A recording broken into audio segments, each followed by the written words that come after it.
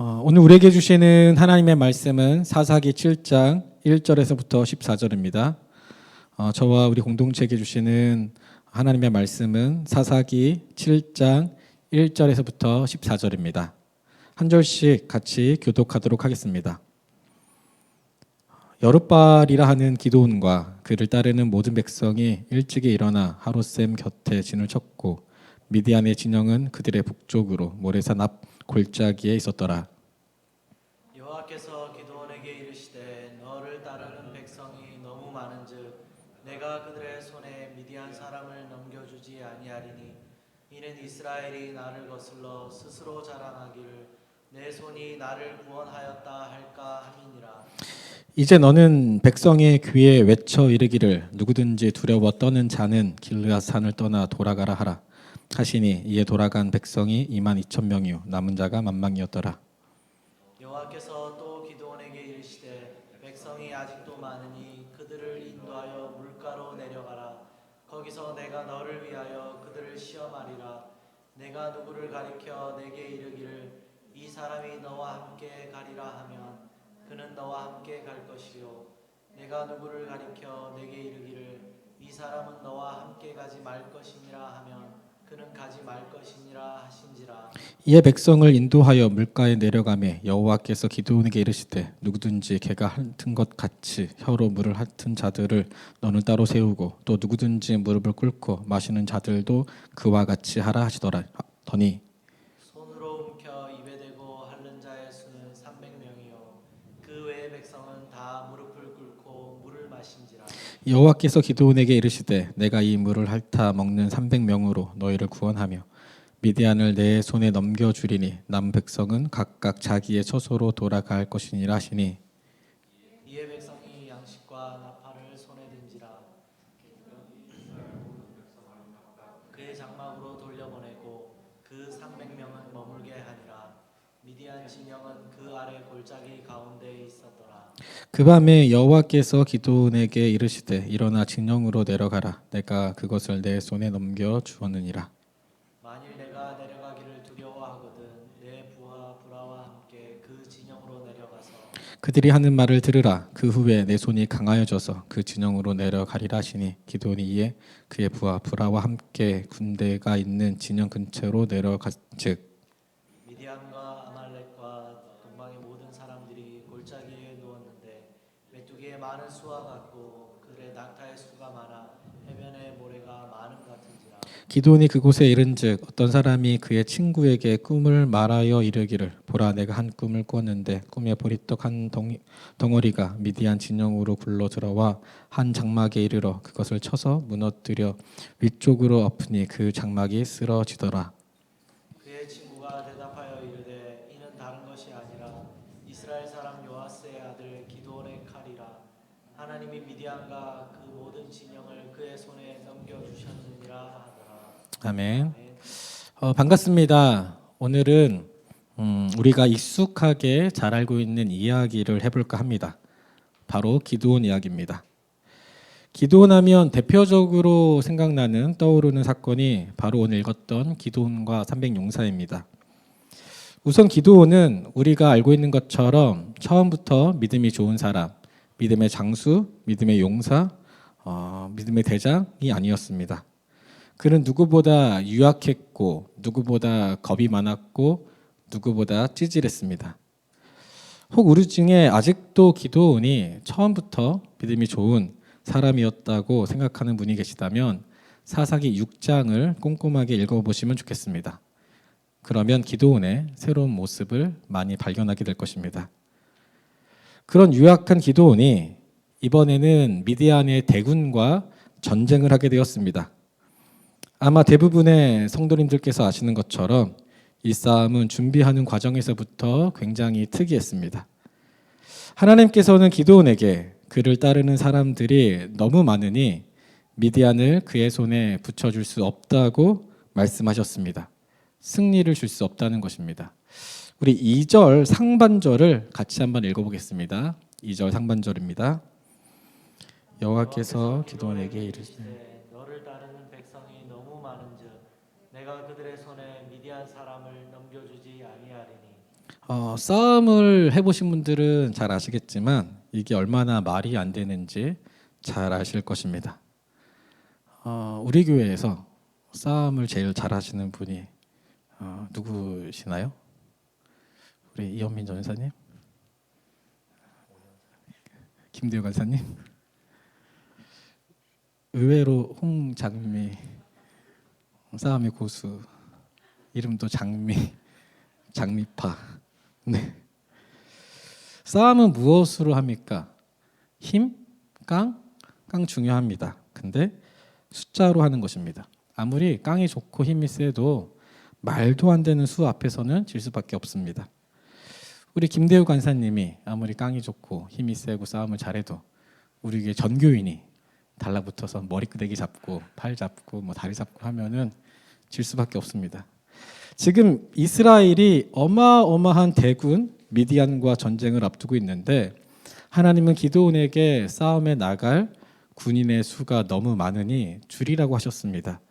우리 12절을 보면 미디안의 군대의 규모를 이렇게 묘사하고 있습니다. 12절을 한번 같이 읽어보겠습니다. 미디안과 아말렉과 동방의 모든 사람들이 골짜기에 누웠는데 메뚜기의 많은 수와 같고 그들의 낙타의 수가 많아 해변의 모래 같은지. 미디안의 군사의 수가 헤아리기 어려울 만큼 너무 많아서 메뚜기의 떼와 같고 그들이 타가온 낙타의 수는 해변의 모래와 같이 많다라고 말하고 있습니다. 즉 성경은 그들의 수가 셀 수 없이 없을 만큼 많으니까 이렇게 비유로 표현한 것입니다. 그런데도 하나님께서는 기드온에게 사람이 많으니 줄이라고 말씀하셨습니다. 그럼 실제 기드온의 군사의 수는 얼마나 되었을까요? 오늘 본문을 보면 역으로 계산해서 최초 기드온의 군사의 수를 확인할 수 있습니다. 우리 3절을 한번 같이 읽어보겠습니다. 3절입니다. 시작. 이제 너는 백성의 귀에 외쳐 이르기를 누구든지 두려워 떠는 자는 길라산을 떠나 돌아가라 하라 하시니 이에 돌아간 백성이 22,000명이요 남은 자가 10,000명이었다. 기드온이 두려움에 떨고 있는 사람들한테 가라고 하니까 몇 명이 돌아갔습니까? 22,000명. 그리고 몇 명이 남았습니까? 10,000명. 그럼 최초 기드온의 군사는 몇 명이었습니까? 굉장히 어려운 산수죠. 32,000명. 물론 32,000명이라는 수가 적은 숫자는 아닙니다. 하지만 대군 미디안의 말도 안 되는 군사의 수에 비하면 턱없이 부족하고 적은 수였습니다. 특히 겁쟁이 기드온을 생각하면 더욱 그랬습니다. 그런데 하나님께서는 여기서 멈추지 않으시고 또 기드온에게 말씀하셨습니다. 그것도 많다. 줄여라. 이 말씀을 듣고 기드온의 마음이 어땠을까요? 목사님께서 가끔 설교 중에 저한테 질문을 하시는데 저도 질문을 좀 해보려고 합니다. 저와 눈을 마주치고 있는 우리 전 집사님. 집사님이 기드온이었다면 이런 하나님의 명령 앞에서 어떤 마음이 들었을까요?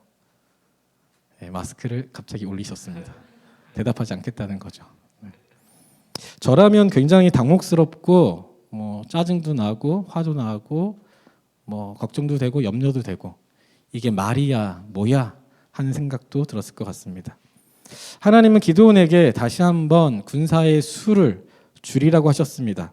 이번에는 물을 마시는 모습을 통해 사람들을 시험하라고 말씀하셨습니다. 5, 6절입니다. 한번 같이 읽어보겠습니다. 5, 6절입니다. 시작. 예 백성을 인도하여 물가에 내려가매 여호와께서 기드온에게 이르시되 누구든지 개가 핥는 것 같이 혀로 물을 핥는 자들을 너는 따로 세우고 또 누구든지 무릎을 꿇고 마시는 자들도 그와 같이 하라 하시더니 손으로 움켜 입에 대고 핥는 자의 수는 300명이요 그 외의 백성은 다 무릎을 꿇고 마신지라. 이 물 마시는 모습을 통해 기드온의 용사를 추리라는 것입니다. 그런데 사실 그동안 많은 목사님들께서 이 구절을 가지고 엉뚱하게 설교를 해오셨습니다. 그분들은 이렇게 말씀을 하곤 하셨습니다. 물가에 와서 개처럼 입을 대고 마시는 사람들은 경계심이 없는 사람들이기 때문에 군인으로서 자질이 없다. 반면 손으로 떠서 물을 마시는 사람들은 사방을 경계하면서 물을 마셨기 때문에 군인으로서 준비된 용사다라는 것입니다. 그래서 하나님께서는 손으로 물을 떠서 마신 이 준비된 사람들을 선택하셨다는 것입니다. 마치 스파르타의 300용사처럼 말입니다. 스파르타라는 영화를 아시나요? 거기에 보면 300명의 용사가 등장하는데 그들은 적은 수임에도 불구하고 대군 페르시아와의 전쟁에서 싸워 대승을 거둡니다. 마치 기드온의 300용사가 이 스파르타의 300용사처럼 준비되고 용맹한 군인이라는 것입니다. 이런 말씀 앞에 많은 분들이 은혜를 받았습니다. 저 역시 그런 사람 중에 한 명이었습니다. 그래서 저를 포함한 많은 분들이 이 말씀을 들으면서 나도 기드온의 300용사처럼 준비된 용사, 용맹한 사람이 되어야겠다라고 다짐을 했습니다. 심지어 저 같은 경우는 어렸을 때 이 설교를 들으며 나는 평생 물가에 가서 입을 대고 물을 마시지 않겠다라고 다짐까지 했습니다. 굉장히 순수했죠. 저의 순수함을 의심하는 눈빛을 지금 몇 분이 보내고 계시는데 마음이 아픕니다. 그런데 이런 설교가 얼마나 엉뚱하고 자의적이며 성경 본문과 상관없이 내 멋대로 식의 해석인지 모릅니다. 성경 어디에도 손으로 떠서 물을 마신 사람이 좋은 군사다, 훌륭한 군사다, 준비된 용사다라고 설명한 곳이 한 군데도 없습니다. 오히려 스파르타 같은 용사의 이미지는 하나님의 의도와 전혀 맞지가 않습니다. 우리 2절을 다시 한번 읽어보겠습니다. 2절입니다. 같이 읽어보겠습니다. 여호와께서 기드온에게 이르시되 너를 따르는 백성이 너무 많은즉 내가 그들의 손에 미디안 사람을 넘겨주지 아니하리니 이는 이스라엘이 나를 거슬러 스스로 자랑하기를 내 손이 나를 구원하였다 할까 합니다. 지금 성경이 뭐라고 말하고 있습니까? 하나님께서 사람을 줄여가시는 이유가 주님이 주신 승리를 혹 본인들이 잘나서 승리했다고 말할까봐, 자신들이 뛰어난 용사여서 이겼다고 자랑할까봐 그렇게 하셨다는 것입니다. 하나님께서 주신 승리인데 그들이 자기들 때문에 이겼다고 주장할까봐 기드온에게 군인의 수를 줄이라고 하셨던 것입니다. 즉 하나님은 이 전쟁을 통해 이 싸움의 주인이 누구인지를 분명하게 보여주고자 하셨습니다. 싸움의 주인이 누구입니까? 바로 하나님이십니다. 이 싸움은 하나님의 전쟁, 하나님의 싸움인 것입니다. 하나님은 이 싸움을 통해 이스라엘의 주인이 바로 하나님이심을 보여주고자 했습니다. 이 말은 바꾸어 말하면 인간은 절대 자신의 힘으로 사는 존재가 아니라는 것입니다. 하나님께서는 기드온에게 군사의 수를 줄이게 하심으로써 하나님의 백성은 하나님을 의지하며 하나님께서 공급하시는 힘과 지혜와 능력으로 사는 존재라는 것을 깨우쳐 주고 싶으셨습니다. 사실 이 기드온의 이야기는 사사기 전체의 문맥 속에서 이해하는 것이 중요합니다. 사사기에서 이스라엘이 보여준 그들의 죄악, 그들의 실패가 무엇이었습니까? 바로 하나님을 떠난 것이었습니다. 자기 소견에 옳은 대로 행하니라. 그렇다면 왜 그들이 하나님을 떠났습니까? 하나님보다 바알이 더 근사하게 보였던 것입니다. 우리 말씀을 좀 찾아보겠습니다. 사사기 2장 11절에서 12절입니다. 사사기 2장 11절에서 12절입니다. 우리 같이 읽어보겠습니다. 준비 시작. 이스라엘이 여호와의 목전에 악을 행하여 바알들을 섬기며 애굽 땅에서 그들을 인도하여 내신 그들의 조상들의 하나님 여호와를 버리고 다른 신들 곧 그들의 주위에 있는 백성의 신들을 따라 그들에게 절하여 여호와를 진노하게 하였으되. 이스라엘은 광야 생활을 끝내고 가나안 땅에 들어간 초기 정착 때부터 하나님을 버리고 바알을 쫓아갔습니다. 바알이 무엇입니까? 바알은 비와 바람의 신입니다. 농사의 신, 풍요의 신입니다.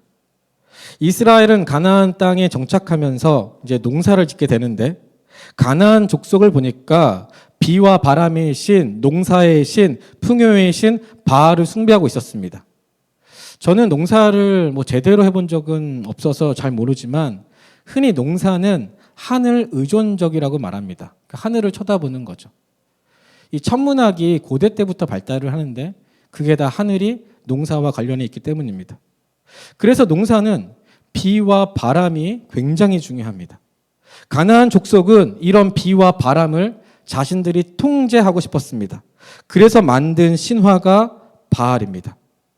그들은 바알과 아세라라는 신들을 만들어 더 나은 삶, 더 풍요로운 삶, 더 많은 농산물을 수확하고 싶었습니다.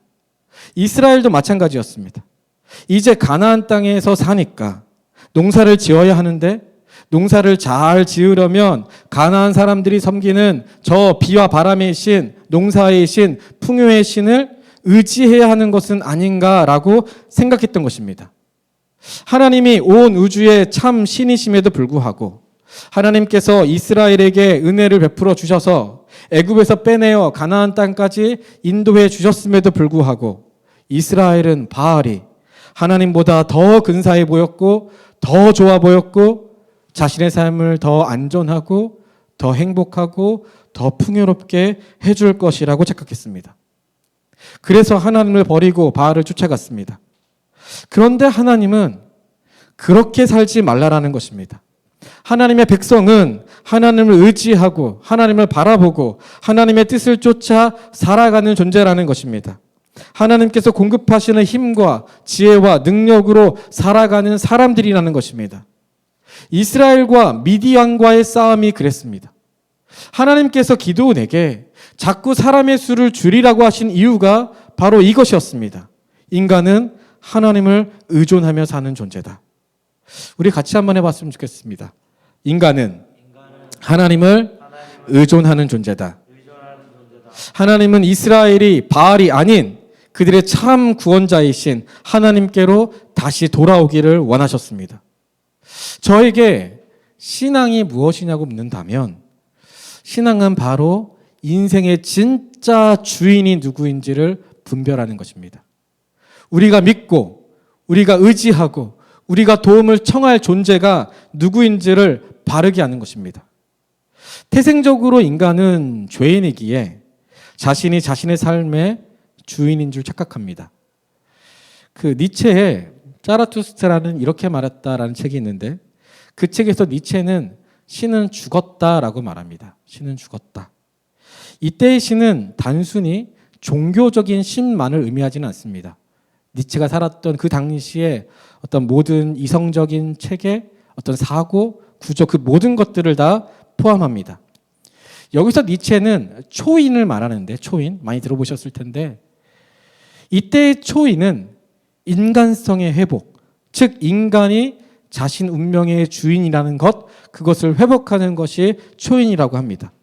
인간의 주인됨, 인간의 자기 운명에 대한 그 주체성. 인간이 주체성을 가지고 살아가는 것 중요합니다. 그런데 니체의 문제는 인간 자신을 절대시한 것입니다. 그곳에는 하나님의 개입이 전혀 있을 수가 없었습니다. 이것은 누구의 죄였습니까? 바로 아담의 죄였습니다. 아담은 하나님을 의존하는 존재로 창조되었음에도 불구하고 하나님으로부터 독립을 선언하고 자기 소견에 옳은 대로 살고자 했습니다. 그는 하나님을 떠나 스스로 신이 되고자 했습니다. 그런데 그 결과가 무엇이었습니까? 행복을 찾아 떠났는데 그에게 돌아온 것은 오히려 사망, 죽음이었습니다. 아담 이후에 모든 인간은 이 아담의 죄를 따라갑니다. 그런데 신앙은 그것을 멈추라고 가르칩니다. 신앙은 이 세상의 진짜 주인이 누구이며 참된 기쁨과 참된 만족과 참된 행복이 누구에게 있는지를 가르칩니다. 이 기드온의 300용사가 우리에게 들려주는 것은 인간의 삶의 주인은 하나님이시고 그분이 우리를 창조하셨고 인간은 그분을 떠나서는 살 수 없는 존재라는 것을 깨닫게 하는 것입니다. 다시 하나님을 바라보고 다시 하나님을 의존하며 살아가라는 것입니다. 우리도 마찬가지입니다. 우리도 살다 보면 바알을 선택한 이스라엘처럼 세상과 타협을 해야 하는 것은 아닌가라고 생각이 들 때가 있습니다. 교회는 교회고 세상은 세상이다 라며 세상에서는 세상의 질서와 방식이 있으니 그것대로 살아가야 한다고 유혹을 받을 때가 있습니다. 하지만 우리는 우리의 삶의 주인이 누구인지, 우리 생명의 주관자가 누구인지를 분별해야 합니다. 우리에게 참된 행복과 안전과 기쁨과 평안을 주시는 분이 누구인지를 다시금 되새겨야 합니다. 우리에게도 얼마나 많은 바알이 있는지 모릅니다. 2016년에 미국의 민주당 대선 경선 후보자였던 버니 샌더스라는 사람이 있습니다.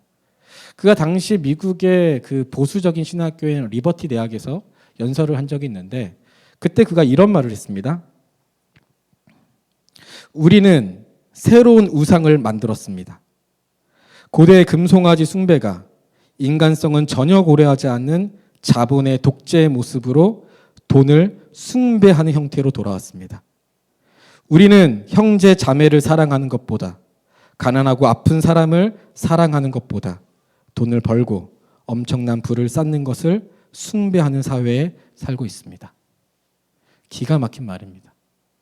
그의 연설 전체를 다 동의하는 것은 아니지만 최소한 이 이야기만큼은 정말 우리 자신을 되돌아보게 합니다. 예나 지금이나 돈은 가장 강력한 바알입니다. 그래서 성경을 보면 예수님께서도 다른 것보다 이 돈, 물질에 대한 경계를 많이 말씀하셨습니다. 심지어 두 주인의 비유를 통해 이 세상에서 유일하게 하나님과 동급으로 사람들에게 영향을 미치는 것이 돈이라고 하셨습니다.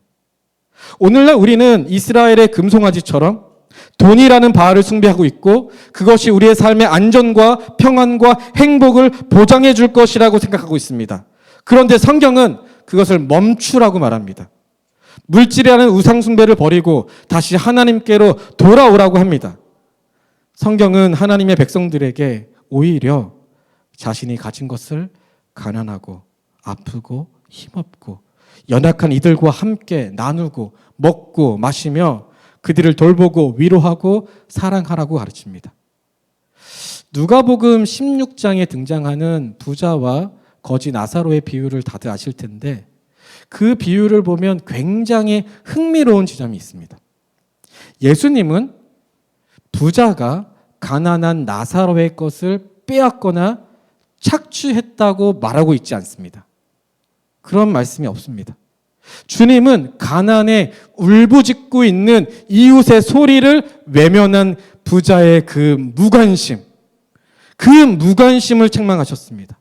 예수님은 자기들은 호의호식하면서 배부르게 먹고 마시며 살면서 다른 사람이 굶든지 아파든지 고통을 겪고 있는지 어떤 형편에 있는지 아무런 관심이 없는 그들의 그 무관심, 그 이기심을 비판하셨습니다.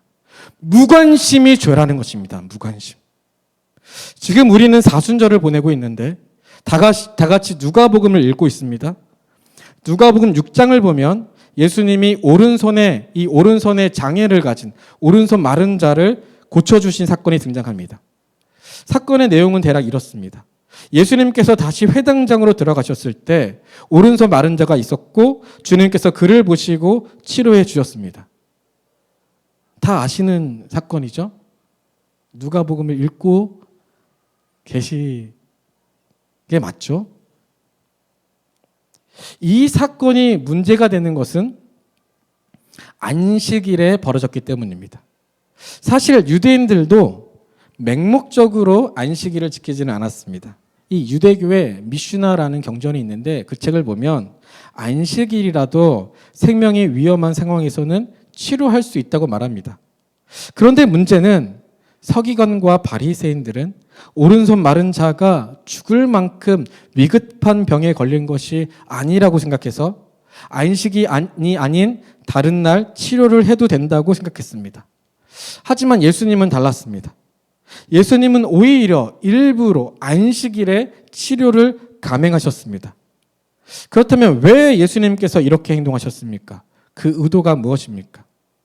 예수님은 안식일을 기계적이고 율법적으로 지키는 유대 종교 지도자들에게 하나님께서 안식일을 주신 본래의 목적, 그 의미를 일깨워주고 싶으셨던 것입니다. 안식일은 어떤 날입니까? 하나님께서 왜 안식일을 주셨습니까? 안식일은 하나님과 화목하는 날입니다. 그리고 동시에 사람과 사람이 화목을 경험하는 날입니다. 십자가를 생각해 보시면 쉽게 이해가 됩니다. 하나님과 사람 사람과 사람, 그 화목. 그래서 안식일의 중요한 목적 중에 하나는 서로를 향해 자비를 베풀고 자신의 것을 나누고 아픈 사람을 위로하고 도와주고 기도하고 그렇게 함으로써 하나됨, 화목함, 가족됨을 경험하게 하는 것입니다. 누가복음 6장 9절은 예수님의 이런 가르침을 잘 반영하고 있습니다. 우리 다 같이 한번 읽어보겠습니다.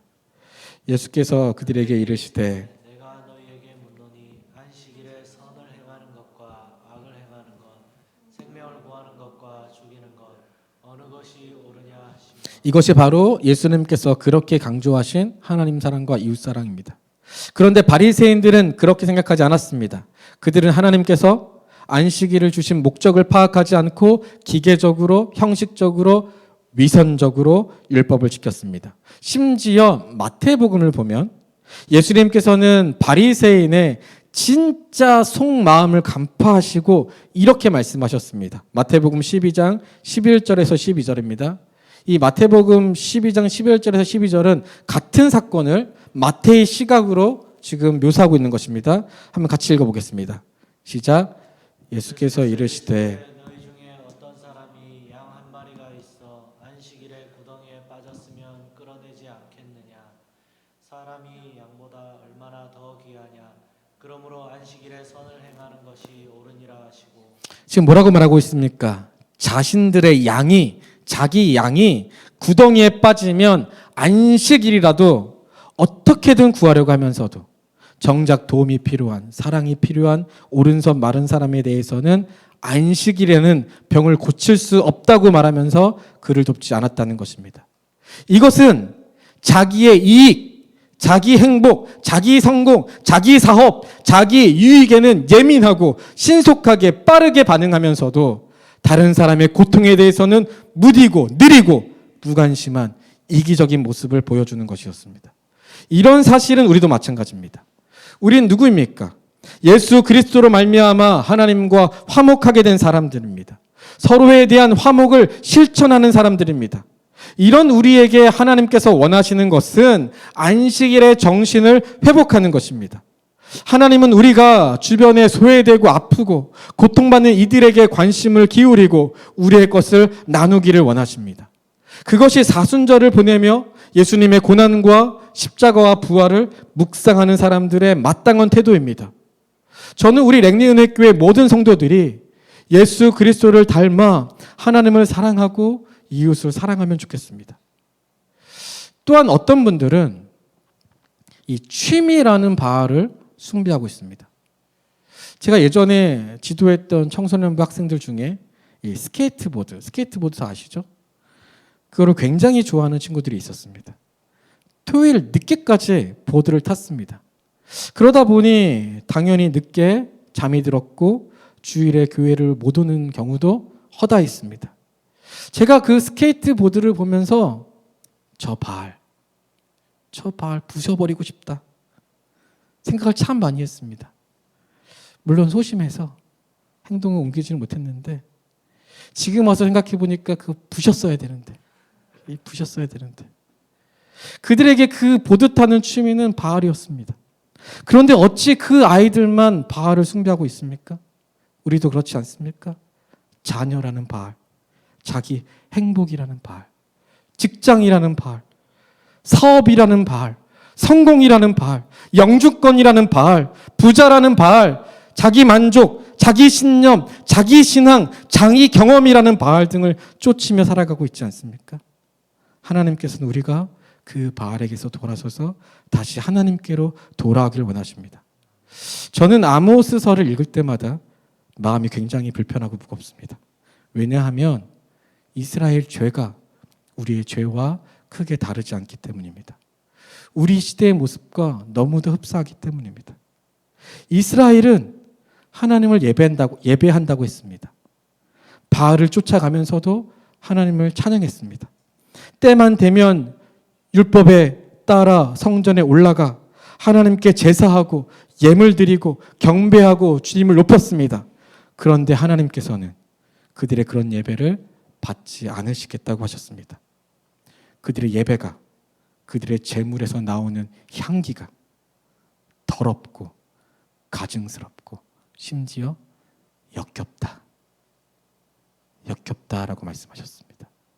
그들은 하나님께 예배한다고 성전에 올라가 경배하고 찬양하고 제물을 잡아 향기를 하늘로 올려보내고 있는데 하나님은 그 향기가 더럽다, 가증스럽다, 역겹다 라고 말씀하셨습니다. 왜냐하면 그들은 삶으로 하나님을 버렸기 때문입니다. 일상에서는 거짓된 바알을 쫓으며 온갖 더럽고 부정하고 불의한 일을 저지르면서 이웃의 고통과 아픔에 대해서는 남몰라하고 무관심하면서 성전에 올라가 하나님께 제물 드리고 예배하면 된다고 생각했습니다. 그런데 하나님은 그런 예배 필요 없다는 것입니다. 거짓된 예배 드리지 말라라는 것입니다. 우리도 마찬가지입니다.